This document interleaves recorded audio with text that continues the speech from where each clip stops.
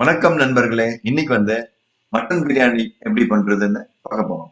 இது ரொம்ப சிம்பிள் தான். நிறைய பேர் மட்டன் பிரியாணி ரொம்ப கஷ்டம் அப்படின்னு நினைச்சிருக்காங்க. இதை பாத்தீங்கன்னா நீங்களே பண்ணிப்பீங்க எவ்வளவு சிம்பிளா அப்படின்னு சொல்லி. தேவையான பொருள் 2 தக்காளி, ஒரு சின்ன இஞ்சி துண்டு, கொஞ்சம் கொத்தமல்லி, அப்புறம் 1/4 கிலோ கறியை தான் நம்ம போர்ஷனா வச்சு பண்ண போறோம். 1/4 கிலோ கறிக்கு தேவையானது தான் இதெல்லாம். 1/4 கிலோ கறியை நல்லா கழுவிட்டு சின்ன சின்ன பீஸா கட் பண்ணி வச்சிருக்கோம். அப்புறம் basmati rice, India Gate basmati ரைஸ்ல பண்றோம் இது. இந்தியா கேட் பாஸ்மதி ரைஸ் கொஞ்சம் நல்ல கிரெயின்ஸ் எல்லாம் நல்லா நீளமா இருக்கும், நல்லா வருது. தேங்காய் 1/2 கப்பு தேங்காய் வச்சிருக்கோம். 4 மீடியம் சைஸ் ஆனியன், அப்புறம் 2 ஸ்பூன் உப்பு போட வச்சிருக்கோம் இதுக்கு. அப்புறம் கார்லிக்கு, ஒரு சின்ன கார்லிக்கை உரிச்சு வச்சிருக்கோம். ஒரு லெமன், லெமன் ஒரு ஒரு சின்ன லெமன் தான் அது. அப்புறம் பட்டை, லவங்கம், ஏலக்காய், அன்னாசி பூ, முந்திரி பருப்பு, சோம்பு, கிராம்பு இதெல்லாம் வச்சிருக்கோம். எல்லாம் சின்ன சின்னதா தான் வச்சிருக்கோம். 2 3 அப்படிதான் வச்சிருக்கோம் பாருங்க. ஏன்னா கொஞ்சமான சின்ன போர்ஷன் தான் பண்ண போறோம் நம்ம, அதனால இவ்வளவு இருந்தா போதும் நமக்கு. ஒரு கைப்பிடி அளவுக்கு புதினா வேணும். அதுக்கு புதினாவை நல்லா கட் பண்ணி வச்சுட்டு நல்லா வாஷ் பண்ணி வச்சுட்டோம். அதுக்கப்புறம் 2 பச்சை மிளகாய் இதுக்கு தேவை. 2 பச்சை மிளகாவை நல்லா நீளமானதை கழுவி வச்சுக்கோங்க. 2 பச்சை மிளகாய். இப்ப 2 ஸ்பூன் குழம்பு பொடி, 1/4 ஸ்பூன் மஞ்சள் பொடி வச்சிருக்கோம் இதுக்கு. அதுக்கப்புறம் கொஞ்சோண்டு கொத்தமல்லி எடுத்து அதை நல்லா சாப் பண்ணி வச்சிருக்கோம். 2 ஸ்பூன் உப்பு, அதுக்கப்புறம் கொஞ்சம் கொத்தமல்லி கொஞ்சம் கொஞ்சமா சாப் பண்ணி வச்சிருக்கோம் கொத்தமல்லியை.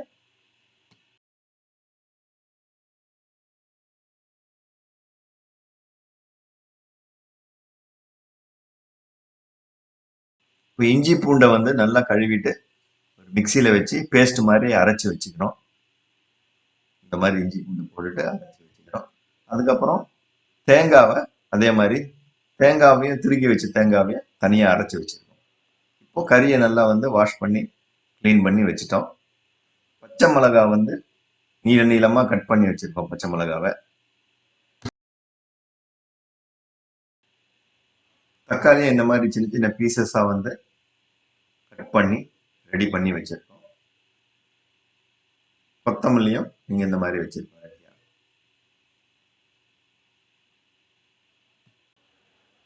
தேங்காய், இஞ்சி பூண்டு பேஸ்ட் இது ரெண்டையும் அரைச்சி அதுவும் ரெடியா வச்சிருக்கோம் ஒரு பக்கத்துலயே.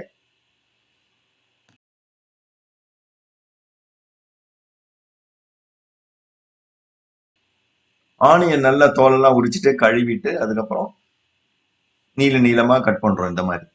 நல்லா நீள நீளமான ஆனியன் நம்ம பிரியாணியில சாப்பிடும் போது வரும்போது நல்லா இருக்கும். இந்த மாதிரி மெலிசா ஒரு 1 m 1.5 m திக்னஸ்ல அப்படியே ஸ்லைஸ் பண்ணி அப்புறம் அதை நல்லா பிரித்து வச்சிடணும். அப்போ நம்ம எண்ணெயில வதக்கும் போது யூனிஃபார்மா வதக்கும். ஒரே டைம்ல கோல்டன் ப்ரௌனுக்கு கொஞ்சம் முன்னாடி அந்த கலர் கரெக்டான கலர் வரும்போது நம்ம சரியா இருக்கும் குக் பண்றது. இந்த மாதிரி கட் பண்ணி ரெடி பண்ணி வச்சுக்கணும்.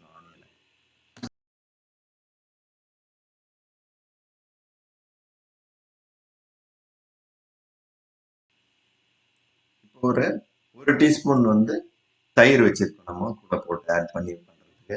அப்புறம் ஒரு 1/2 ஸ்பூன் பெப்பரை இந்த குழம்பு பொடியோட சேர்த்து வச்சிருக்கோம். பெப்பர் ஆப்ஷன் தான். காரம் அதிகமாக வேணுன்றது பெப்பர் போடலாம், இல்லைன்னா பெப்பர் போடாமையும் பண்ணலாம். அதனால உங்களுக்கு காரம் எப்படியோ அதுக்கேற்ற மாதிரி நீங்க டிசைட் பண்ணிக்கலாம். ஸோ இப்போ நம்ம குக் பண்றதுக்கு முன்னாடி எல்லாத்தையும் அப்படி மாதிரி பக்கத்துல வச்சுக்கணும். அப்பதான் எதுவுமே மிஸ் பண்ண மாட்டோம். கரெக்ட் டைம்ல கரெக்டான இன்கிரீடியன்ஸ் நம்ம சேர்க்கறதுக்கு கரெக்டா இருக்கும். அப்படி இல்லைன்னு வைங்க, சரி ஆர்கனைஸ்டா இல்லாம இருந்தோம்னா நம்ம எதையாவது மறந்துடுவோம். இதை போடுறதுக்கு முன்னாடி அதை போட்டுருவோம், அதை போடுறதுக்கு முன்னாடி இதை போட்டுருவோம். அந்த மாதிரி அப்புறம் மிஸ்அப் ஆயிரும். குக்கர் நல்லா சூடான பிறகு நம்ம எண்ணெயை ஊத்துறோம். அதுல நல்லெண்ணெய் வச்சு சமைக்கிறோம். நம்ம ஏதாவது குக்கிங் ஆயில் வச்சு கூட நீங்க சமைக்கலாம், ஒன்றும் பிரச்சனை இல்லை. அதுக்கப்புறம் என்ன பண்ண போறோம், நம்ம இந்த பட்டை, லவங்கம், அந்த பிரியாணி சாமான் எல்லாத்தையுமே உள்ள போடுறோம். நம்ம 1 by 1 அப்படியே போடுறோம் பாருங்க. பட்டை, அதுக்கப்புறம் அதெல்லாம் ஒன்னா சேர்த்து போட்டுக்கலாம். அப்புறம் முந்திரி பருப்பு எல்லாம் கொஞ்சம் ஸ்லோ ஹீட் வச்சு பண்ணுங்கன்னா முந்திரி பருப்பு குக் ஆயிரும், சீக்கிரம் ப்ரௌன் ஆயிரும். அதனால மெதுவா பண்ணுங்க. அதுக்கப்புறம் ஆனியனை அது கூட நம்ம ஆட் பண்றோம். கட் பண்ணி வச்ச ஆனியன். இப்போ கொஞ்சம் ஹீட்டை இன்க்ரீஸ் பண்ணிக்கலாம். ஆனியன் போடும்போது கொஞ்சம் குக் பண்ணுறதுக்கு கொஞ்சம் ஹீட் தேவைப்படும். அதுக்கப்புறம் நம்ம கொஞ்சம் ப்ரௌனாக வர வரைக்கும் ஆனியனை நல்லா அப்படியே வந்து குக் பண்ணிகிட்டே இருக்கும். ஹீட்டு கொஞ்சம் இன்க்ரீஸ் பண்ணிக்கலாம். அதுக்கப்புறம் என்ன பண்ணுறோம், ஜிஞ்சர் பேஸ்ட்டை ஜிஞ்சர் கார்லிக் பேஸ்ட் அரைச்சி வச்சோம்ல, அதை போடுறோம். அது கூட வந்து புதினாவும் கொஞ்சம் கொத்தமல்லி. புதினா வந்து ஆஃப் போர்ஷன் மட்டும் தான் நம்ம எடுக்கணும் டோட்டலில். அதுக்கப்புறம் திருப்பி போட போகிறோம் மீதியை. இது கறி வேக போது கொஞ்சம் கொஞ்சமாக போட்டு வேக வைக்க போகிறோம்.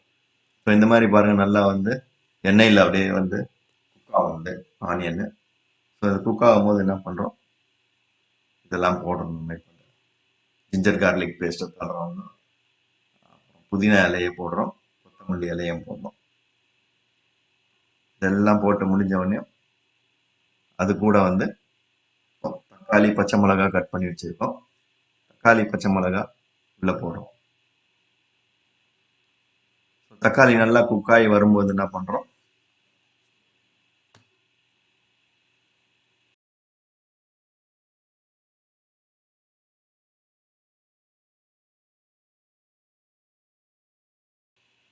இந்த தக்காளி நல்லா குக் ஆகி வரும்போது இந்த பாத்தீங்கன்னா நல்லா வந்து தக்காளியினுடைய ஷேப் எல்லாம் நல்லா வந்து குக் ஆன மாதிரி தெரியும்.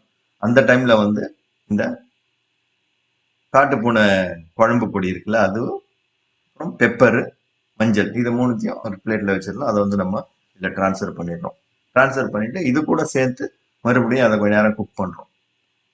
நல்லா குக் ஆகி வரும்பொழுது என்ன பண்றோம், நம்ம இந்த கறி எல்லாம் கழுவி வச்சிருக்கோம் பாத்தீங்களா, அந்த கறியை வந்து இதுல ஆட் பண்றோம்.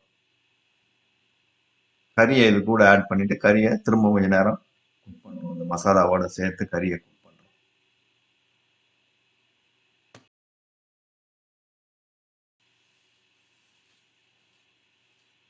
இப்போ அந்த ஒரு ஸ்பூன் தயிர் வச்சிருந்தோம் பாத்தீங்களா, அதை வந்து நம்ம குக்கர்ல இது கூட ஆட் பண்றோம். இது கூட ஆட் பண்ணிட்டு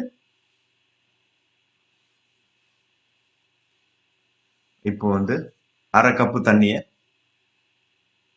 இதோட ஊற்றணும். ஸோ இந்த இந்த தண்ணியில தான் இந்த கறியை வந்து வேக வைக்க போறோம். அதனால இந்த தண்ணியை ஊற்றிட்டு அப்புறம் அந்த உப்பு ஒரு ஸ்பூன் உப்பு போட்டு நம்ம எல்லாத்தையும் மூடி போட்டு வேக வைக்க போறோம். இது ஒரு 4 விசில்ஸ் இருக்கிற மாதிரி வேக வைக்கணும் நம்ம. ஸோ இந்த மீன் வாயில் என்ன பண்றோம், நம்ம வந்து இதுக்கு வந்து ரைத்தா வந்து ப்ரிப்பேர் பண்ணலாம். அதுக்குள்ள நம்ம விசில் வந்து அடிச்சிடும், நம்ம ரைத்தாவும் ரெடி ஆயிரும். இப்போ நம்ம ரைத்தாக்கு வந்து ஒரு ஆப்பிள், ஒரு பிக் ஆனியன் ஒன்று பெருசு, அப்புறம் ஒரு குக்கும்பரு, அப்புறம் ஒரு கப் தயிர், அப்புறம் 2 பச்சை மிளகாய். ஸோ இதெல்லாம் நம்ம வந்து எப்படி கட் பண்றதுன்னு இப்போ பார்க்க போறோம்.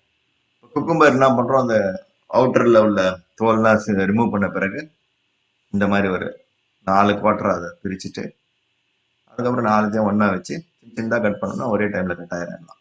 So easy to cut. So veggies மாதிரி அப்படியே வந்துடும், ட்ரையாங்கிள் ஷேப்ல வந்துடும். இந்த மாதிரி ஃபுல்லா கட் பண்ணிடுங்க.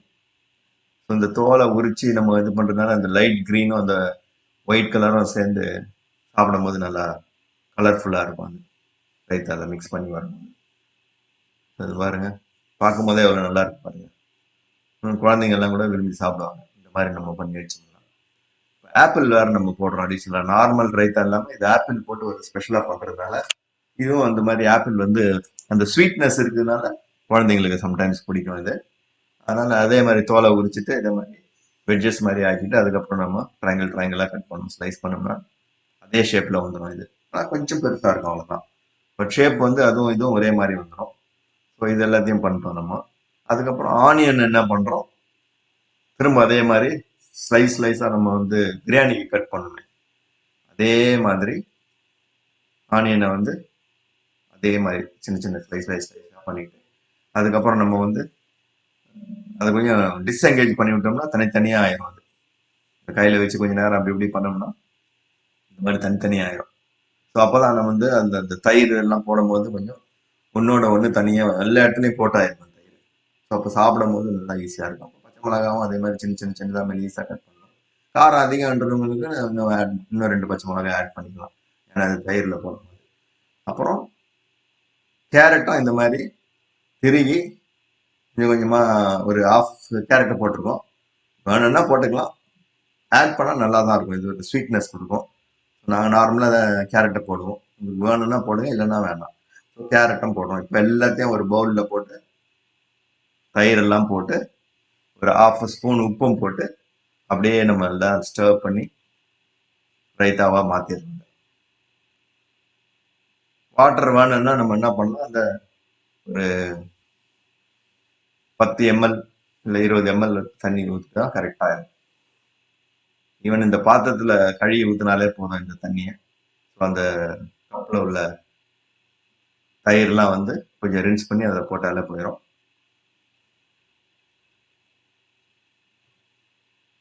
உப்பு நான் சொன்ன மாதிரி ஒரு 1/4 ஸ்பூன் உப்பு போயிருக்கும்.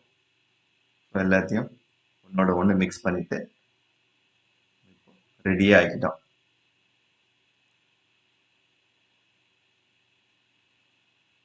தண்ணி வேணும்னா கொஞ்சம் மிக்ஸ் பண்ணிக்கலாம், இல்லைனாலும் வேணாம். உங்களுடைய கன்சிஸ்டன்சி எப்படி நீங்கள் விரும்பி சாப்பிடுங்களோ அதுக்கேற்ற மாதிரி நீங்கள் இதை வந்து கரெக்ட் பண்ணிக்கலாம்.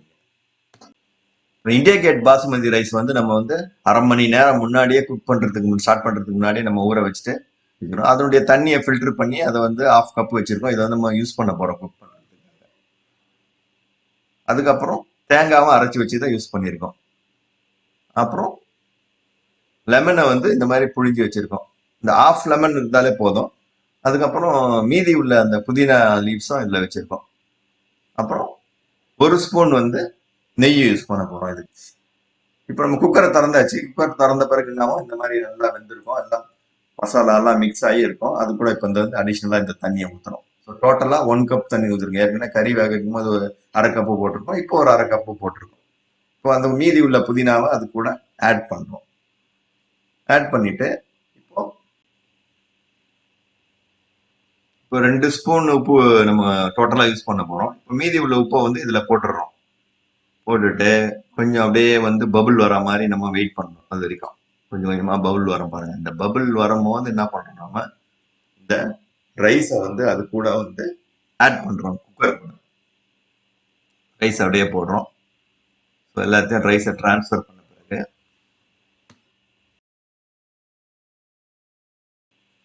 இப்போ ரைஸை ஃபுல்லா டிரான்ஸ்ஃபர் பண்ணிடுறோம். இதுல டிரான்ஸ்ஃபர் பண்ணிட்டு அதை நல்லா வந்து கலக்கிட்டு ரைஸ் எல்லாம் ஃபுல்லா இம்மர்ஸ் ஆன போது நம்ம தேங்காவையும் அது கூட மிக்ஸ் பண்றோம். ஸோ அந்த தேங்காய் அரைச்சி வச்ச தேங்காவை போடுறோம். அப்புறம் அந்த நெய் 1 ஸ்பூன் வச்சிருந்தோம் தெரியுமா, அதுவும் போடுறோம். நெய்யும் போட்டுருவோம். ஸோ நெய்யை போட்டுட்டு நல்லா கலக்கிட்டு